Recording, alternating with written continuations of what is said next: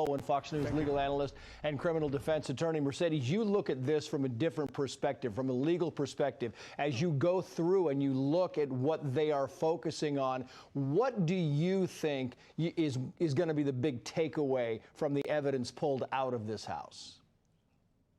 Well, we saw it in the O.J. trial that the more individuals that are involved in the gathering of evidence, the more holes that a defense attorney can poke through.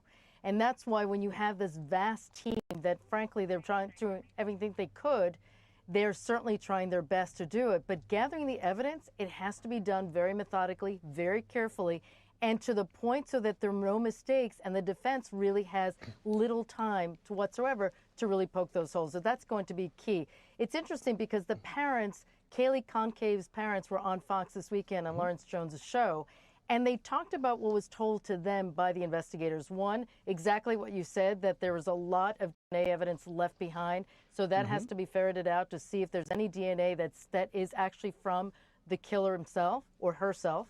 And two, they started to rule out some of the individuals that was initially a focus. We heard a lot about phone calls being made by Kaylee Concaves to her ex-boyfriend, and the parents were adamant that there's no way that the boyfriend could have been involved. So you have this participation by the families trying to rule out some of the individuals that are in this universe, at least the suspects of what could have happened.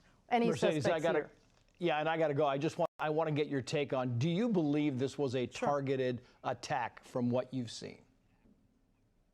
That's such a great question. I did, until there was a revelation on another show, on Martha's show just last week, where it was discovered by one of the friends and said, well, actually, there was a door that was open pretty much all the time. People can come and go into that house. It was known as a party house. So that's obviously problematic for the investigators because they can really narrow down their universe if they think it's connected to the 4 kids. Now that it could be a stranger, it's much broader. Known as a party house and a lot of